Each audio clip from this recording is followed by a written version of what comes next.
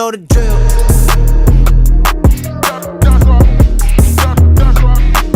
You know the drill.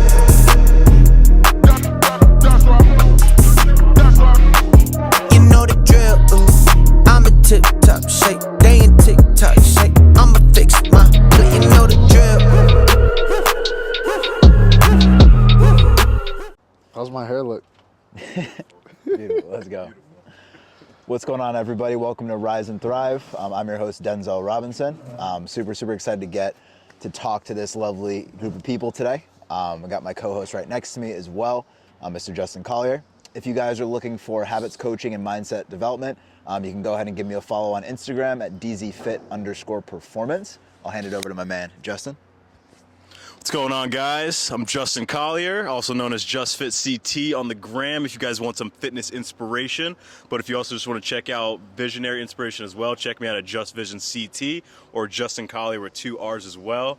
Yeah, we got a good episode on today. We got one of my best friends, Marcel Parsons, here on the show, also the owner of DJ Cell CT and We Heart R&B. And we're just going to dive in a little bit about, his life, his personal excellence, and then just everything we got going on in life with, just striving to be better for ourselves too. What's up, bro? Welcome on the show. What's going on? Thank you for having me. Yes, sir. Yes, sir. So, bro, honestly, what we go over on the show is just a lot of personal excellence stuff, challenging ourselves through hard times, and then just a lot of the times just how do we persevere through any type of hardships that we deal with. So I guess first question I'm going to start off with is just what was the hardest point for you getting started in your DJ career, or how did you get started in DJing? Yeah, I would say my entry into DJing wasn't hard because my dad's been a DJ forever. So my dad's DJ since he was in high school, and I think I told this story on Lonnie and Sophia's podcast, but when he got double booked, I think it was August 2022, and he reached out to me and he was like, yo, I have this block party in Fairfield. I need somebody to cover it. I don't have anybody to cover it. I'll teach you the basics of DJing. Do you want to do it? Word? And I was like, nah. I was like, I don't want to do it at all. And then he was like, well, it pays this much. And I was like, that's when I was in a stage of, I was working my finance job already. I was looking to do something on the side, and I was actually about to start a basketball clinic around here, and I literally had the logo made, everything. And then he had asked me to do that, paid that. I was like, all right, I'll just try it. I did it. The people like the music. I like doing it, and I'm like, it's not that difficult of a job. Right. So then I was like, yeah, I liked it. Then I was like, can I do something else? So they gave me another event, did another private event. I think it was a graduation party, and then I reached out to the DJ on a bike, Peter G. Peter G. Yeah, you remember Peter G. And I was like, yo, he already knew my dad. And I'm like, I want to start DJing. Yeah. And he was like, all right, I'll give you a night at the Grape, whatever, just off the bat. Yeah. Then I did that, and then did the Grape twice. Then started getting reached out to because people posted me on their stories. Yeah. So then I started New Haven, and then it's just it's like a domino effect at that point. Once you're in the nightlife circuit, especially if people are posting you or talking about you or whatever, you'll just keep getting higher. And the ball just keeps rolling that way? Keeps rolling, dude. So I gotta ask, so back into your story with your dad introducing you to that double booked event, why were you so timid to kind of take on the event in the first place? I just didn't want to be a DJ. Oh, okay. I didn't see myself as a DJ at all.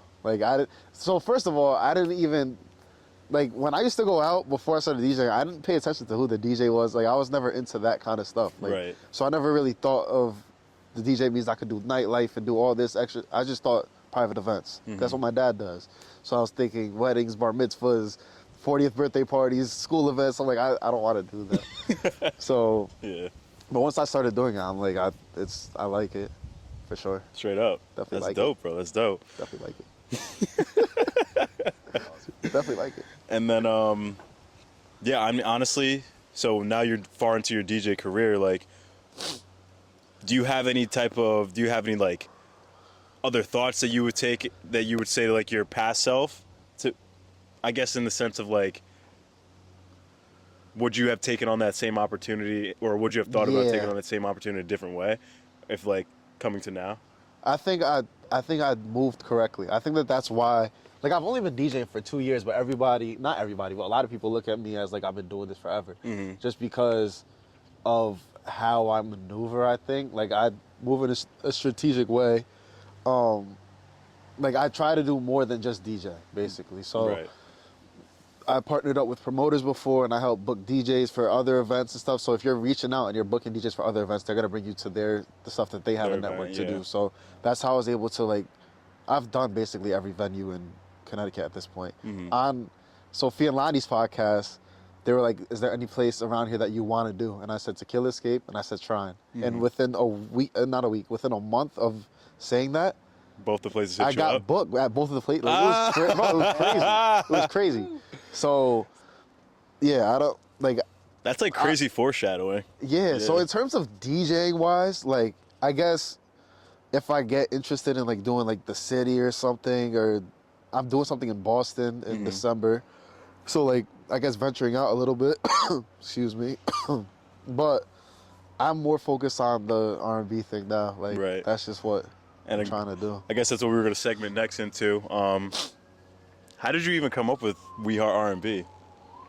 So, so basically, the problem that everybody typically has with Connecticut nightlife is it's too college fratty, like kind of music, Yeah. or it's too hood. And it's just like way too hood, and people don't even want to go to those events. So it's like there's nothing in a happy medium, and there's nothing that's like, especially in like New Haven area, there's nothing really appealing to that 21 plus crowd. It's more of like that college age crowd, or Right. not even 21. I would say like the 23 plus crowd, like the out of college crowd.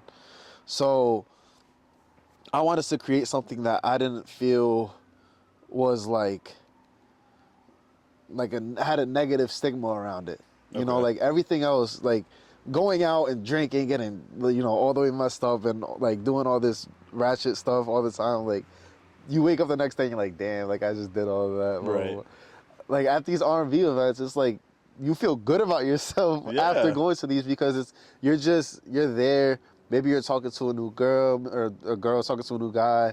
Maybe you're going there with somebody that you're talking to. Maybe you're going there with your girls, or what. Like you could like, I have people that are like 40 years old going too. Like there's all ranges of people Like going. there's endless possibilities to go and have fun at like an R&B event rather than going to like your typical nightclub and just being Yeah. surrounded by like a whole bunch of just It's everybody. You're surrounded by all. lust, Like if you malice, like and all it's- this greed and stuff. It's like I get that, yeah. like, unless you're like physically there, I guess you could see a little bit in the videos. But you came to the last one. Yeah. When you're there, it's every type of person is there. So like the college frat events, that's all young white people. College- that's all yeah, it is. college Really, frats, yeah, it's young yeah, white yeah. people. The hood events is all hood. Hood Like people, yeah, So yeah. it's like at my events, if you look at the videos or you go there in person, it's like you got white, black, Spanish, you got 21 through 35. Like You you, have, like, got everything every in there, different and everybody's demographic in getting there, yeah. along. We've never had a fight or nothing like that. Like Yeah. it's always just been good vibes. Everybody knows the words to all the songs. Everybody's singing all the songs. There's not only sing-along songs, there's also dancing songs. Right. And like the last time I talked about this on the podcast, it was before I even did my first event. But I envisioned it, and like I actually posted something on my story the other day. It was like a clip of what I said on the podcast, and I was like, you got all different types of people from all different backgrounds, all different walks of life, all Yep. singing the songs together.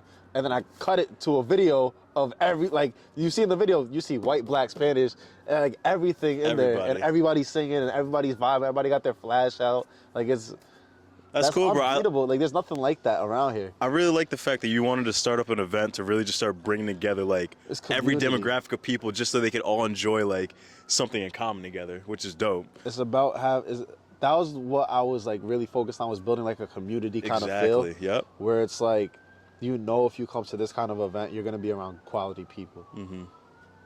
Because there's like And the that's quality special. people that go out at night. Like how everybody's like, yeah, I'm not gonna find my future husband Yeah, out in the club. It's like you might might like you find it really in might the hear. R&B event, Like, you yeah. really might. Like You might we got. find it in the R&B Yeah. event for sure. So Dude, that's crazy because that was one of my biggest pet peeves when I used to go out all the time was like I would go to a place and it'd be like Sweet Caroline and like all these songs that are like so ancient and it's like we get it like early 2000s, yeah, like it's safe, like you can just play early 2000s and like kind of get away with a lot. But for me, like I'd go out to the city and I'd go to clubs and it's like it was a totally different experience for me and I loved it. But then I'd come back to like Connecticut and like none of that music was ever played and like it was just weird. I was like, what the heck? And then like you're saying, like they'd only just play like rap and it's like, no, I want to listen to a little bit of everything and like have like a nice mix. And I feel like a lot of DJs, like they would just kind of give up and be like, well, like I'm just gonna do like just this because like this person requested it, this person requested it. And there's no real like flow to it. Because I think if you're a really good DJ,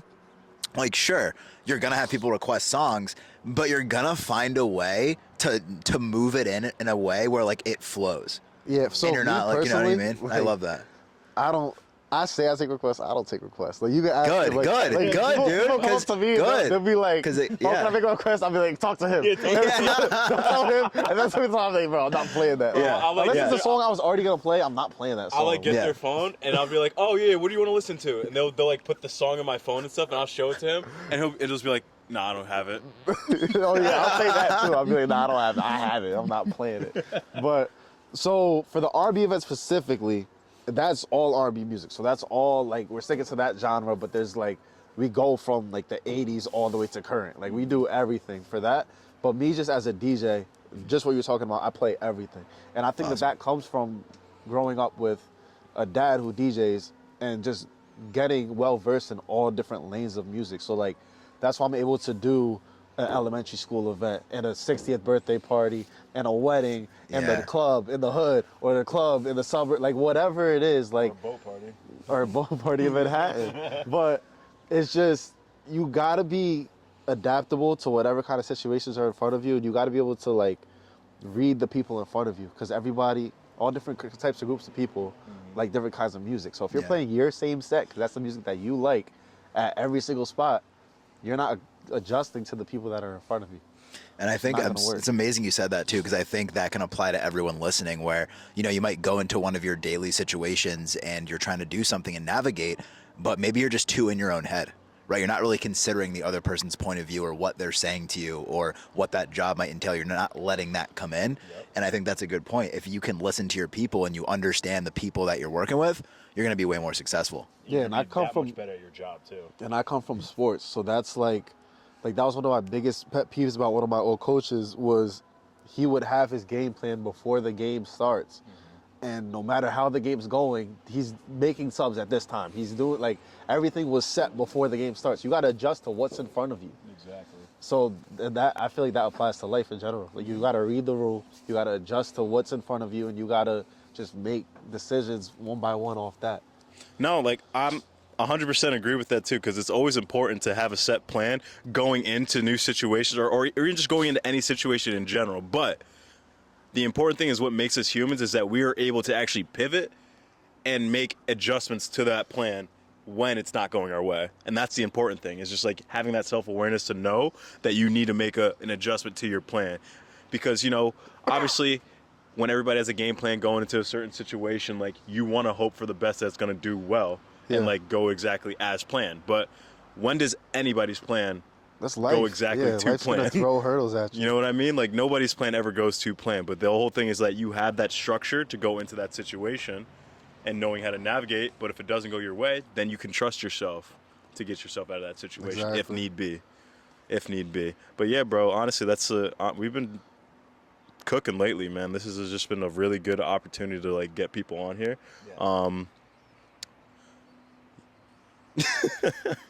I'm kind of stumped right now. I'll ask a question. Yeah, you want to ask? Got you. Yeah, brother. So in terms of like adaptability, what are some of the triggers and the things you notice in a room?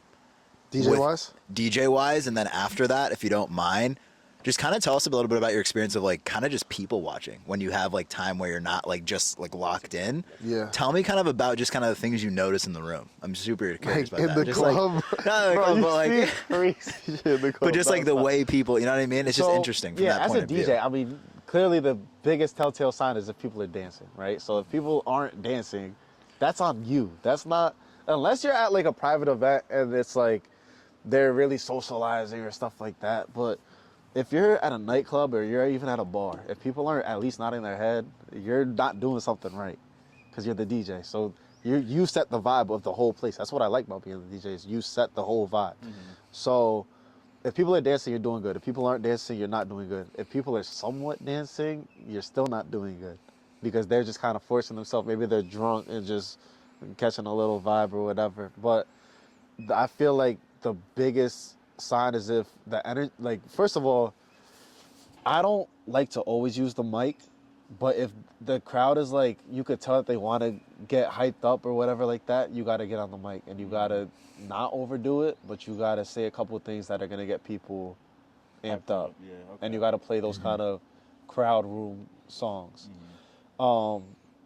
And every DJ knows to like shake the room songs, whether that's like Fiend or Trap Queen or like one of those kind of songs, Ooh by Young Man. Like those kind of songs will set the mood, and then you could go off of that because you already got the energy high. Okay. So that's my thing is when you DJ, especially if you're DJing like a 4-hour set, like one of those long sets, it's like you gotta start. It's like a story, right? There's a beginning, there's a middle, and an end. 100% agree. So in the beginning, you want to just get a vibe, get people not in their head. So maybe you're playing. I don't know if you guys know what BPMs are.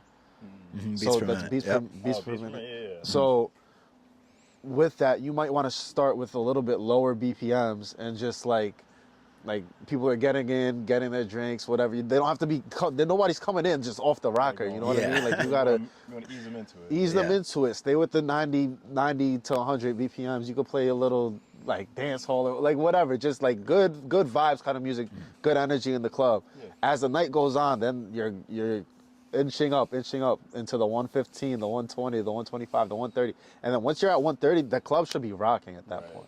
And if they're not rocking when you're at that point, you're not playing the right songs, but you're in the right lane at that point. Okay. And then what I like to do is I'll go all the way up to like 135, 140, which is like, for example, it's like No Hands, Waka Flocka. Like, it's like that kind of stuff. Pursuit of Happiness, Kid Cudi, like those kind of stuff. And then I'll go up to 140, and DJs aren't really supposed to do this, but I'll go from 140 to 70 because you could still match those BPMs, and 70 is like Delhi, Ice Spice, or like I'm not gonna say the N word on here, but in Paris, whatever. So like, but those are still crowd pleasing kind of songs. It's still about like you don't want to slow it down. So it's just about reading who's in front of you, and that's whether you're at a club, that's whether you're at a private event. That people, it's like if you're at a wedding, people aren't dancing. You shouldn't be you should be DJing a wedding because everybody at a wedding is there to dance. Yeah. So it's like it just matters where you're at. I feel like. Yeah, that's crazy too because when you play music, and especially for a certain amount of time, I mean, people are gonna adjust to the room. People are gonna adjust to that music level. So like you're saying, when you're bringing it up like that, and then you bring it down. Yep. I think there's a power in that too. Yeah. Because once again, like it's a story. There's going to be ups, there's going to be downs. It's not just going to continuously rise. Yeah, and There's some gonna be- DJs will literally just stay in that 130 BPM from start to finish. And it's like you need to have different kind of. So then, it's like I don't know how to. That's like somebody telling you the same story for 4 hours straight. Like that's not. Yeah. That's not. You're not You gonna sit there need. and You listen, need yeah. that. You need to play with them a little bit. Because I can't do that. Like that being a DJ has ruined me going out. Because if I go out, I'm always paying attention to the Exactly. DJ. Picky. So Yeah, if the DJ's doing something like that, I'm like, Yeah. I can't do it. Yeah, I can't even like vibe in the place. Yeah. And then I guess next one, without being like too ridiculous, I guess, but like what are some of the things like you notice like in the room with people, and like how do you feel like it connects to just like outside life? Do you ever feel like you can like look at someone like as a DJ and be like, okay, like that person's maybe going through this, or maybe going through that, or like, you know what I mean? Do you ever have like weird off intuition that, moments? Somewhat Like going doing on that? with that topic. I'm not as good as telling in the club, but I could tell 100% who a person is if I play basketball with them. I promise you. So that was like my first whole life is playing basketball. Right. And when you play basketball with somebody, you could tell if they're a selfish person. You could tell if they're insecure. You could tell if they're a dominant person, if they're a passive person. Like, you could tell so much about somebody off the way that they play basketball. I don't know if you guys know this or not. That's awesome. But it's like, it's so easy. Like, basketball shows character and personality. I feel like in the club, you see people outside of their element a little bit because people are under the influence and stuff or whatever, so they might lose control of one another, whatever. But, I mean, that's a telltale sign of who you are too, right? If you're the type of person to lose control of yourself because you don't know how to control your alcohol, you don't know how to whatever. Was that a squirrel? Yeah. I feel like, I don't know, like, you're not seeing people for exactly who they are in the club. So it's hard to be like, oh, this is the type, like, it could be the most successful person. Like, I know a lot of like very wealthy and successful people that go out in the club and act a fool and degenerate. Yeah. So that doesn't mean that they, are bums or stuff like that. It's just, that's how they get when they're in that kind of a circumstance. So I feel like it's one thing to be in it, to be in the club. It's another thing to be of it and of the club and of everything that the club represents and of, hooking up with a bunch of girls in the club and of like twerking and doing like all this stuff. Yeah. That's like all the people that are of the club, those are the people that you don't want to bring home and introduce to your parents. Right. So I guess off that strength, like you could definitely eliminate people off of how they act in the club, but I don't think that you could define people off of How you see their them in the club. mannerisms and stuff. But I feel like if you could define people, it's going to be more negative than positive. One more thing. Yeah. Yeah, one more question, because what you have with the R&B community going on, I think that's incredible, and I really love that because I also am really passionate about getting people together, and I want to know your view on this. Like, what are some areas and ways that you feel like we could just help to get people together, but not necessarily in like that nightclub-esque feel, Yeah. right? So, like, for example, like if I want to go and I want to meet potentially like my wife or something, and I want to be in a fun environment, like that is encouraging. Like maybe I drink, maybe I don't drink. Yeah. But what do you feel like, at least in the future or just now, like what are ways we can kind of do that with what you're doing? Well, my friends like Kyle and Monty, they started a run club. I feel like run clubs are definitely a good. I saw that and noticed it's that. healthy and it's like there's a lot of very attractive girls if you're trying to meet your wife, but it's like it's just about building a sense of community in different ways. And I don't care if you link up like in a parking lot, like the people do car meets, like there's all different kinds of ways. And it's just, I feel like it's niche, it's all niches. Like you find a certain niche that people could unite over, and then you find a way to make all those people come together. And whether that's a way to get compensated or not, I feel like what's more important than that, like I told Sophia and Lonnie when I did the first podcast, I don't care if I'm in the red for the first 5 events that I do. I just want to build a community where people like, because I thought the idea would be something that people would be interested in, basically. So I care more about the brand and building the brand than making $1 off of anybody. I don't care about that. It's more about creating the community, having those kind of moments that people want to come back and be a part of something. Because everybody wants to be a part of something. Yeah. That's the number one thing. Bro. And I want to just say really quick, like what he just said, please write that down. Understanding that the brand is more important than the compensation. 100%. You're trying to build something, you're trying to build a community, whatever it might be. You can't care all about the money at the beginning, because I can promise you, like, chances are you're probably not going to start off with making all this money right away, right? It's going to take time. You're probably going to be in the negative for a little bit, whatever it might be. But understand the vision, the mission, the why behind what you're doing and building that brand and understanding that. And if it's a genuine why, if it's like an actual genuine why and not like a means to an end kind of thing where it's like, I'm going to do this until I can make profit or whatever. If you're genuinely doing it to try to benefit other people and like bring value to somebody or make somebody feel like a sense of community or whatever it is, if your product makes their life easier, whatever it is, that's what's more important, is the bottom line of, are you trying to help? If you're not trying to help and you're trying to just put some money in your pocket, it's a means to an end, and you're going to end up, even if you're profitable in the beginning, your intentions aren't pure, so that's going to end up circling back and nipping you in the bud. Exactly. I love that. And Justin, I know you're going to share something.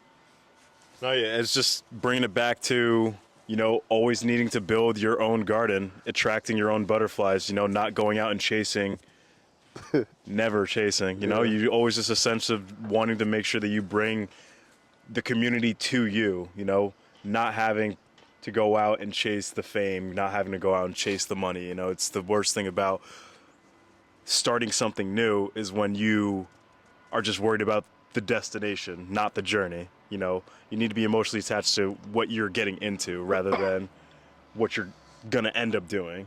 You know, you create We Heart R&B because it's something that you want to outlast you. You know, not a sense 100%. that you're just gonna do it and then once you're finally done with it, We Heart R&B just ends. Like, no, like this is something that's gonna last forever. So people can always have like an R&B event to go to, and always have like a sense of a community to belong to too. Yeah. So that's the important thing. Yeah. Yeah. And also, brother, too, with that, like you can build that as a thing, and then eventually, at some point, you could eventually like take on like being like a mentor, and you could like help other kids and like other people that like you meet there. Like, oh, I'm interested in starting. Like, how do I?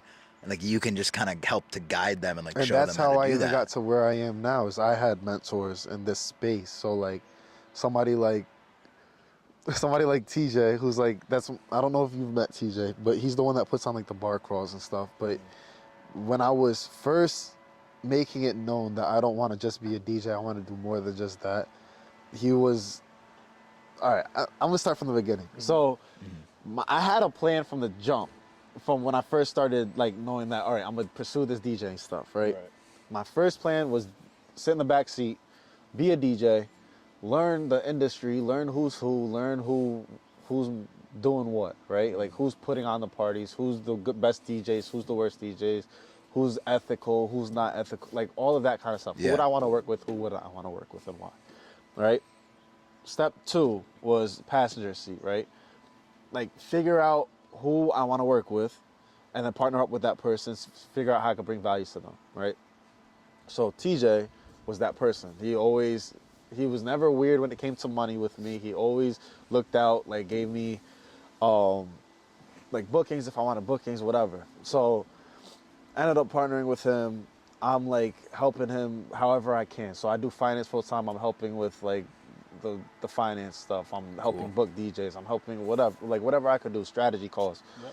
Then from there, I'm learning how he does what he does, like how you put on an event, how you like get people that you don't know to come to your event, like everything. And then that puts step 3, driver's seat. Create your own brand. Figure out where you could fit in that you're not, like I didn't want to compete with TJ. I don't want to compete with Gal in a Boot. I don't want to compete with Date. Like I don't want to compete with the people that already have a lot of motion in that area, right? I want to do something totally different that is pure to what I want to do, right? Yeah. So I create my niche brand, which literally doesn't take one person from their it's a whole different crowd. So I create my niche brand, and I'm like, I understand the pieces, I understand what I have to do, I understand what I want to do, and I understand the value of what I'm doing is different, right? What I'm doing is a whole different kind of genre than the normal nightlife industry. So off that, what was the original question? What am I even? No, yeah, just about like how can we, because originally when we started it was like how can we like obviously create a community that's really, you know, together, but like we don't necessarily have to go out and drink, and then it kind of just went from there. Yeah. But that's I forgot the thing, I think you asked me, it was something about mentors. Yeah, like having a mentor, because you had a mentor, and that's really important, right, guys? Like, once again, if you're trying to get better in a specific area, having a mentor or someone to help guide you through it, who already either A, made the mistakes, knows the people, and you can kind of get a head start that way, and it makes your trajectory, you know, a lot better and a lot faster to get to where you want to go. And yeah, like what you were saying too about it is, as you are going through these steps, you're learning about the people. Like, are they morally correct? Are they not morally correct? Right? Like are they making the right decisions? Are they, you know, are they not taking it as seriously? You know, you're looking also at their work ethic as well, right? The work ethic. The work ethic, and it's the way that you treat people. I feel like that's one of the biggest things. Like, everybody that I hire for the R&B events, the photographer, the videographer, the DJs, except not security, but like everybody that I'm hiring, that I'm going out and like the freelance people, I'm overpaying them. I told you, I don't care about the money. I want the community and the good feel. So if you're getting overpaid for a job, you're bound to do your best kind of work, aren't you? Yeah. You know what I mean? Like if you feel like you're not getting skimped and you feel like they're not just using you. Like, if you feel like they value you, so they're gonna overcompensate you, you're gonna do your best work. And that's why if you look at the videos, the music that's been playing, the videos, the pictures, everything is top tier because everybody's like, oh, like he's genuinely looking out for us, so we're gonna look out for him with whatever our skill set is. That's huge. And also to expand on your point too, Marcel, is like the value, like knowing for a fact for you, like I have something unique, and I know it's gonna bring value to people in this way. So whatever you're all doing and working on, knowing what your niche is, like what is it, right? What type of value are you bringing to the table, and how is it gonna be different from maybe the rest of the market or the other people that are in there, right, working on the exact same thing you are. So definitely think about that. Yeah, and I can't help but actually stress the fact that like how important it is to actually owning a niche in any market. It could be training, DJing, life coaching, anything. Having that niche separates you from the 99% of people that are out there because you control a specific topic in that situation, in that certain field, whatever the case may be. So that's what separates you. That's what makes you unique. And then once you control that niche, you control a certain portion of the market. And then you can go out and expand your market in whether, you know, if you start out with coaching, you can expand it into merchandise. You can expand it into other things. You know, it's like once you start to control niches and building communities out of it, you can build other markets, Totally agree. Yeah, other ways of streaming, you know, just out of it and just making your community that much more bigger and making your community that much more solidified. So that's how you make your community strong. Like that's literally what you were saying was spot on because that's why I've stuck with what I've stuck with, right? I stick with the R&B, whatever. I'll probably, if I do like a New Year's event or something, I'll probably be R&B, but with a flair of dance hall or hip, like whatever, just because it's like a big event. Yeah.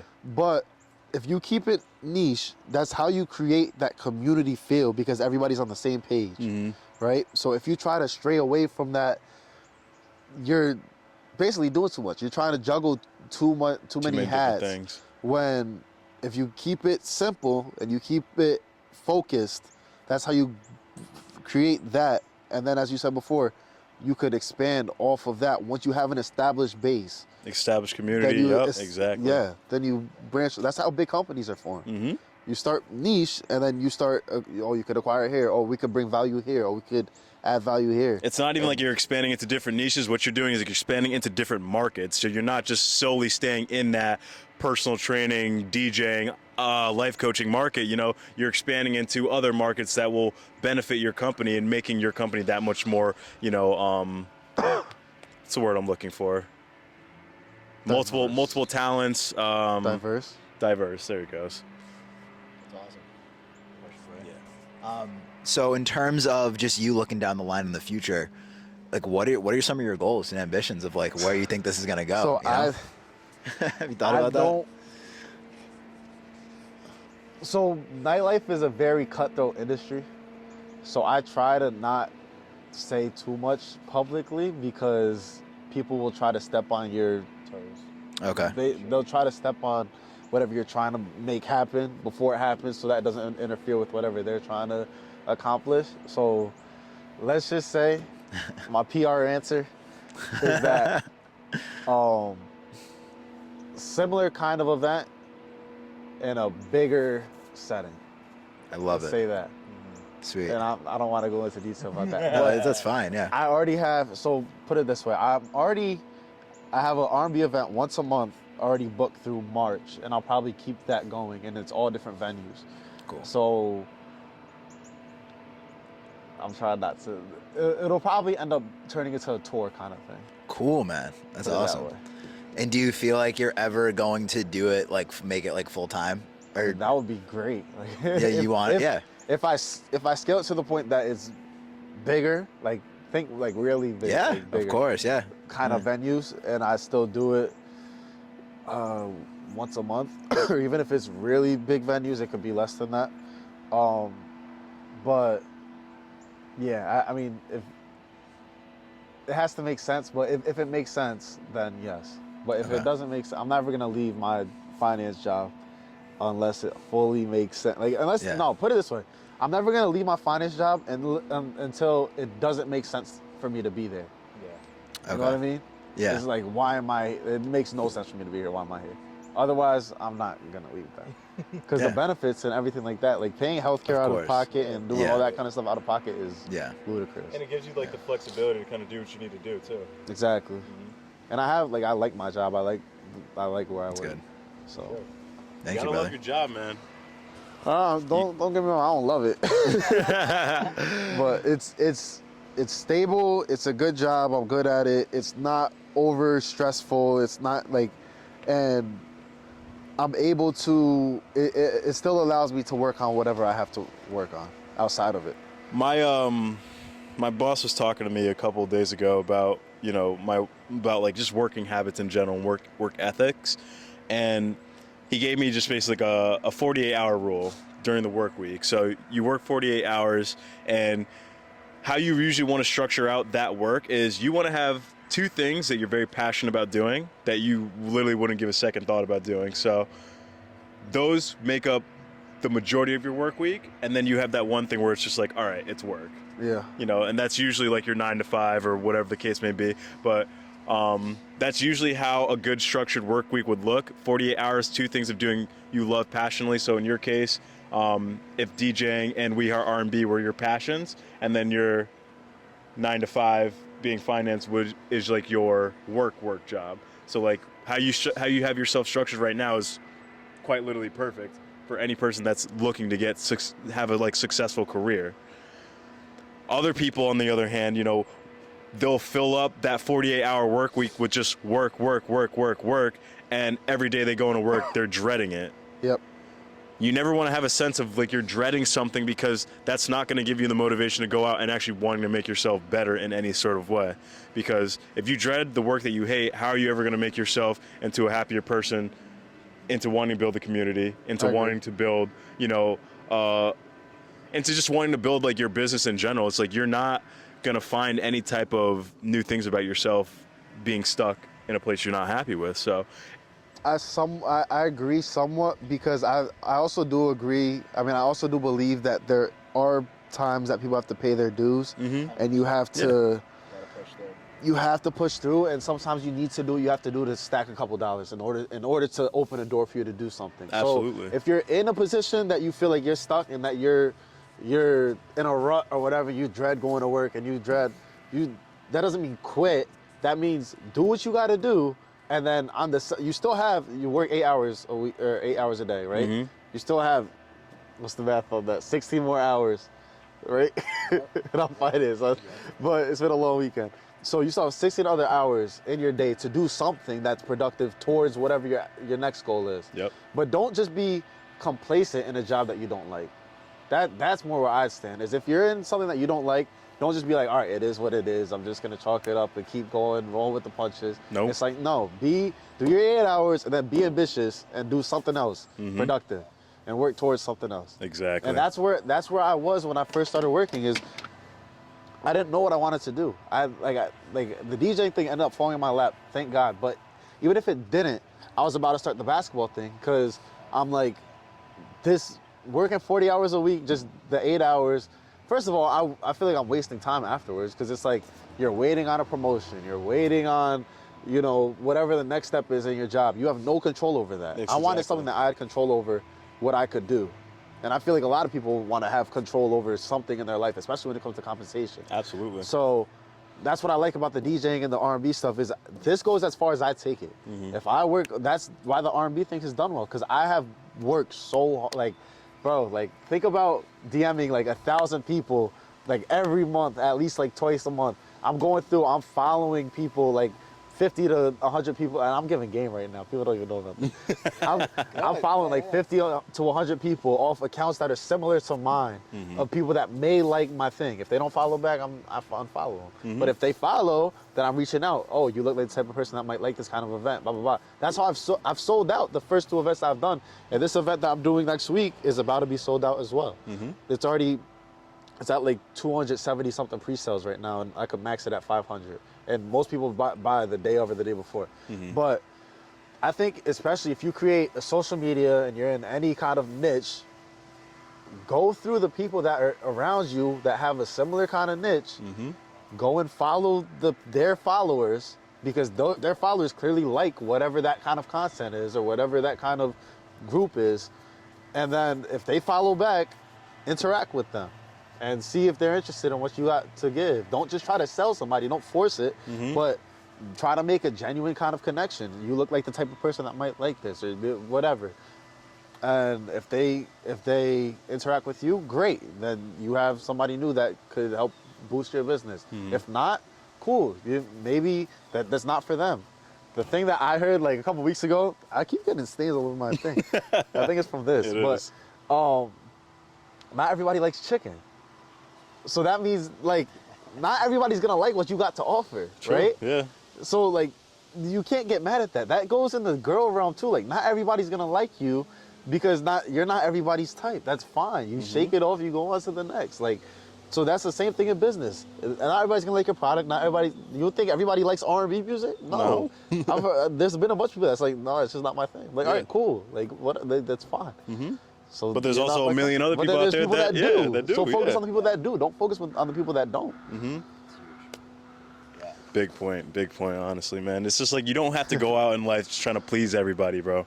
It's just, there's no reason for it. It's just It's impossible. It's literally is. impossible. It literally is. It's like go out as hungry as you are to go out and start your own business, be that hungry to go out and find your community as well. I agree. That's a clip. Right. Like That's a clip. you know what I That's mean? right. It's just like you really want to be that hungry and find those people that share the same mindset, share the same values, and then you build on that. It's just like it's really just that simple. Yeah. It's just I feel like people always talk themselves out of it. Yeah. Because I say this a lot. A lot of people think with the end in mind, but then also a lot of people think like very malice of each other as well, because everyone thinks that like they're out for the other person or they're gonna like it's all and there's healthy competition and there's unhealthy competition, right? So like technically anybody that throws parties is competition for me, right? But these are the same guys that I work with all the time. Literally. Because we all know that we're all trying to make moves, like we're all trying to do stuff, but we also inspire each other to do stuff. And we push each other to somewhere. Oh, how many tickets you sold to this event? Oh, I sold this, but like, you know what I mean? So it's like, and you just try to one up the next one, yeah. Yeah, but that's a healthy competition. There's nothing wrong with that. So, I feel like you gotta just have a mindset that is no matter what happens, no matter who is like in your way or whatever, you just gotta roll with the punches, dude. It's a domino effect. One decision leads to the next decision, which leads to the next decision, and before you know it, you're where you want to be. Just keeps going. That's really what it is. You make a decision, and make a decision, then make an action on it. Yep. Then make the next decision. Like whatever your decision is, it requires another decision. True. That's how it goes. It just evolves into something. And the ball just keeps rolling, rolling, like a lot bro. of people have excuses, and that's like one of the biggest things is they're like, think about Bro, it. you know what people's biggest excuse is every time. I want you to say it too. You know it. It's a universal thing. What, that they don't have time? Yeah. There you go. And you do have time. If anybody doesn't have time, it's me. You got time. Oh man, that's the thing, man. Everybody has time for something when you make the time for it. If it's important to you, you will make the time for it. And it's not, I don't think it's in everybody's genes to be a business owner or to be a creative mind or stuff like that, which is fine, right? But the people that aspire to do that, it's not about being a genius. It's not about being the most creative person ever. It's about just everybody knows what you have to do. That's what pisses me off. That's why I don't have tolerance for people that say that they can't do this, that, and the third. You know what you have to do. It's just about getting off your ass and doing it. Doing it. Yep. That's it. That's literally it. Like, that's literally it. And then just keep doing it and just think, oh, logically, how can I make this happen? How can I, even Justin, for example, right? He just wanted to start with the videography and nightlife and stuff like that. How can I make this happen? Oh, my close friend's a DJ. I'll come shoot for you. I'm not even gonna charge you. I'll come shoot for you at the first couple events that I come to with you. Is that fine? Of course that's fine. It gives me content. Yeah. He's bringing value to me. And he has a great camera and he's good. You just saw his video. So it's like,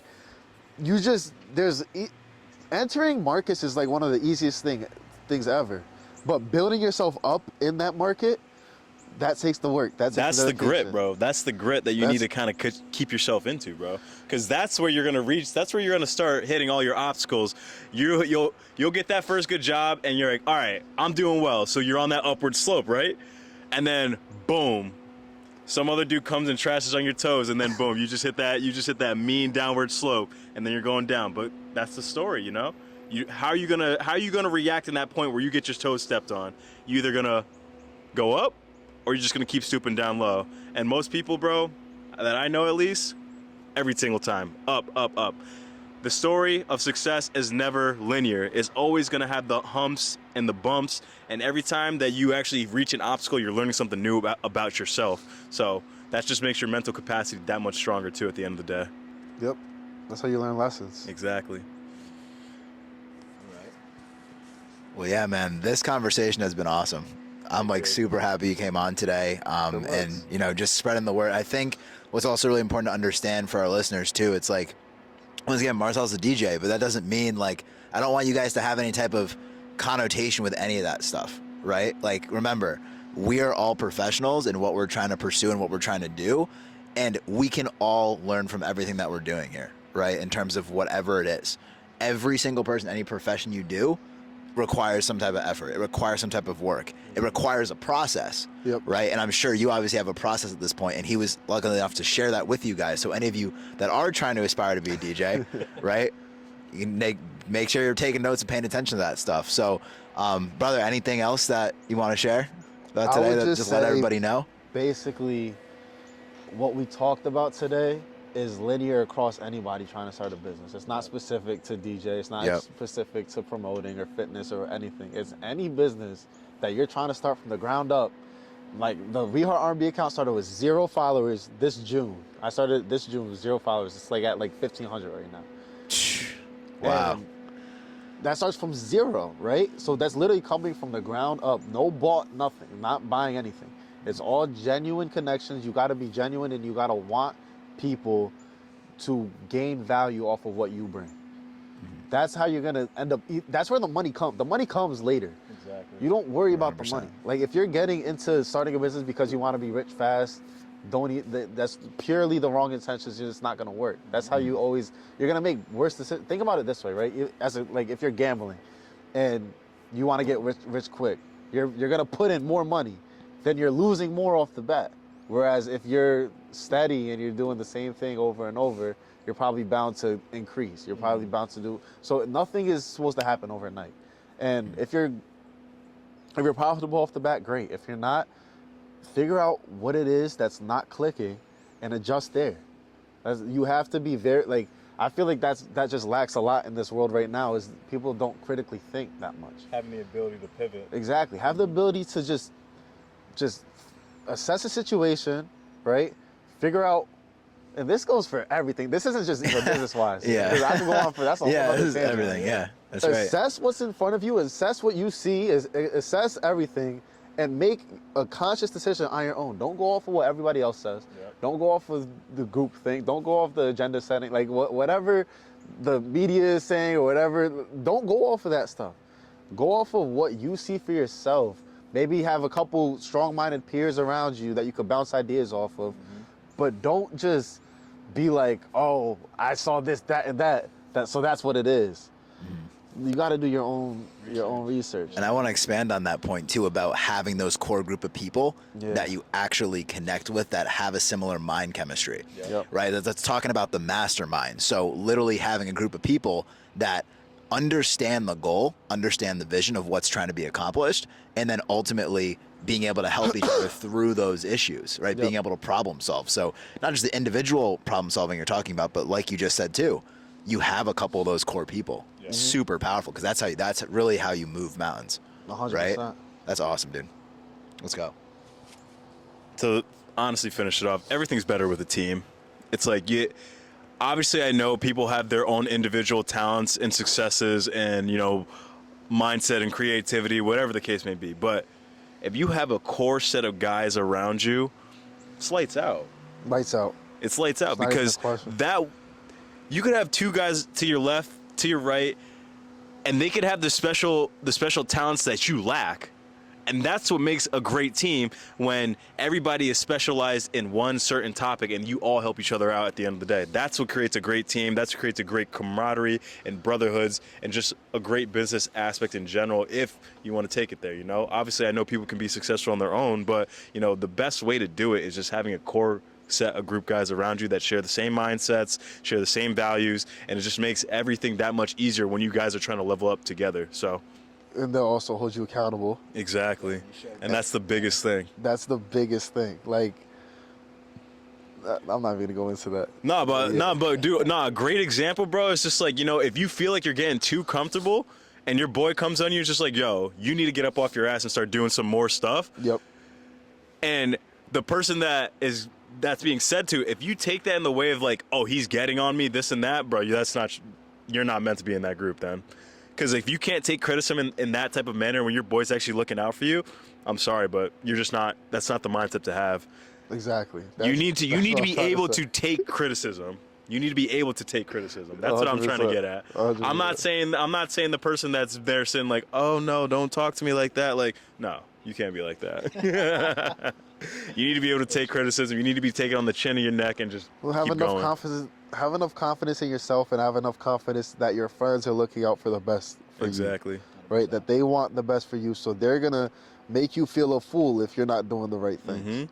Basically, that's why I was trying. And this boy has definitely made me feel like a fool a couple of times.